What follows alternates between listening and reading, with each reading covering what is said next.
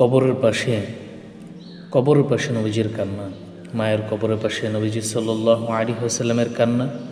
আবু হুরায়রা রাদিয়াল্লাহু তাআলা থেকে বর্ণিত, তিনি বলেন, রাসূল করিম সাল্লাল্লাহু আলাইহি ওয়াসাল্লাম তার মাতার কবর জিয়ারত করার সময় ক্রন্দন করলেন। তার আশপাশের সবাই ক্রন্দন করলেন।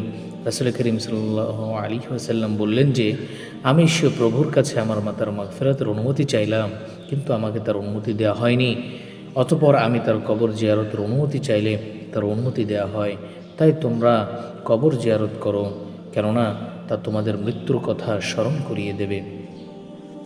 কবরের কিনারায় এসে হাবিবে সাল্লাল্লাহু আলাইহি ওয়াসাল্লামের কান্না।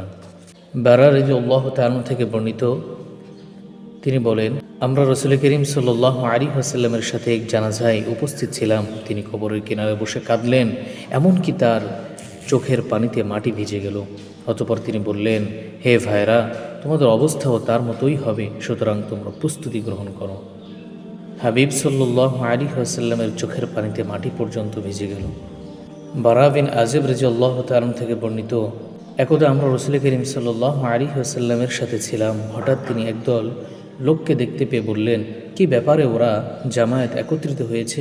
কেউ বলল, একজনের কবর খোঁড়ার জন্য জামায়াত হয়েছে। একথা শুনে আল্লাহ রসুল সাল্লাল্লাহু আলাইহি ওয়াসাল্লাম ঘাবড়ে উঠলেন। তিনি তড়িঘড়ি করে সঙ্গীতের ত্যাগ করে কবরের নিকট পৌঁছে হাঁটু গেড়ে বসে গেলেন। তিনি কি করছেন তা দেখার জন্য আমি তার সামনে গেলাম। দেখলাম রাসূল করিম সাল্লাল্লাহু আলাইহি ওয়াসাল্লাম কাঁদছেন। পরিশেষে তিনি এত কাঁদলেন যে তার চোখের পানিতে মাটি পর্যন্ত ভিজে গেল। অতঃপর তিনি আমাদের দিকে মুখ তুলে বললেন, হে আমার ভাইরা, এমন দিনের জন্য তোমরা প্রস্তুতি নাও।